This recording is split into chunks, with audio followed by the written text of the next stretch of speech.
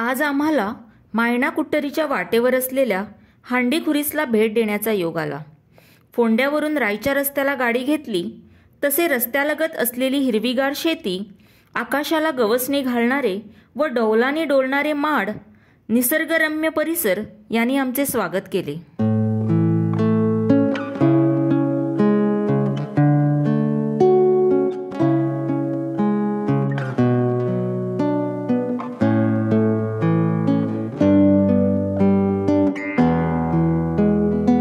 सभोवतालचे दृश्य पाहून मन प्रसन्न झाले।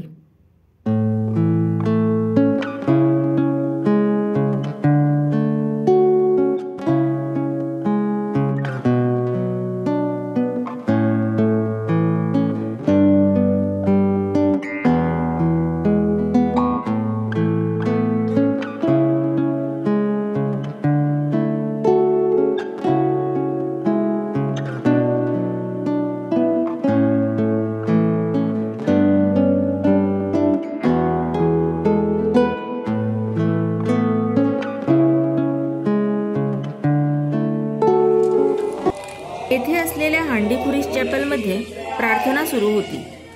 वायोलिनच्या सुमधुर तालावर गोड आवाजात रोजाड चालू होतं।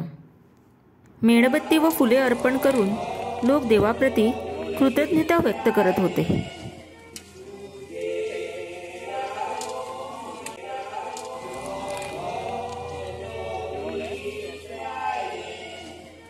मनातलं इच्छित देवाला सांगून मागणी केल्यास आपली इच्छा पूर्ण होते, या भावार्थाने लोकांची इथे ये जा चालू होती।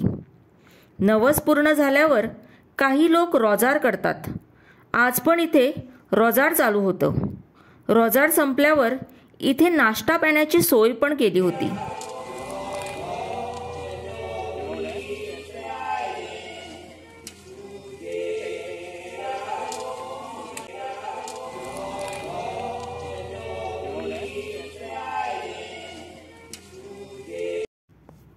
हांडी म्हणजे पाणी अडवण्यासाठी घातलेला बांध।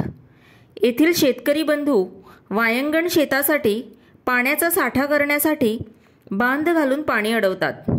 या बांधाला लागूनच हांडीखुरीसचं चॅपेल आहे। या चॅपेलचं फेस्त दरवर्षी ऑगस्ट महिन्यामध्ये साजरं केलं जातं।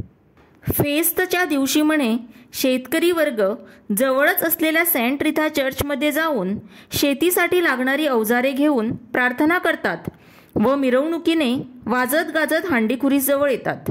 हांडीखुरसाला फुले मेणबत्ती अर्पण करून हांडी बांधायच्या कामाला सुरुवात करतात। लोकांची नवस बोलण्याची प्रथा पण एकदम युनिक। गावातले काही लोक माडाची झावळी घेऊन उभे असतात।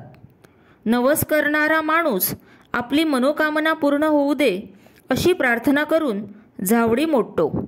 एक झावळीवर म्हणे 50-60 लोक आपली मागणी ठेवतात। रोजार संपल्यावर आम्ही तळ्याकाठी फिरायला गेलो। विविध पक्षी तळ्यात पोहताना दिसले। पक्ष्यांचे थव्यांचे थवे आकाशात भरारी घेत होते। तळ्यात रंगीबेरंगी कमळे फुललेली पाहावयास मिळाली। गोव्याला सौंदर्याची खाण का म्हटले जाते याचा प्रत्यय याची देही याची डोळा घेता आला। समुद्रकिनारे, धबधबे, देवळे, चर्चिस या व्यतिरिक्त इथले तलाव सुद्धा अवश्य भेट देण्यासारखे। फोटोग्राफीसाठी तरी स्थळ उत्तम। चोहोबाजूनी फोटोग्राफी सुरूच होती। आम्ही सुद्धा मनसोक्त फोटोज काढले आणि इथल्या आठवणी मनात व कॅमेऱ्यात कैद केल्या। कष्टकरी समाजाने केलेल्या हरित गोव्याचे दर्शन डोळ्यात साठवून प्रसन्न मनाने आम्ही घरी पोहोचलो।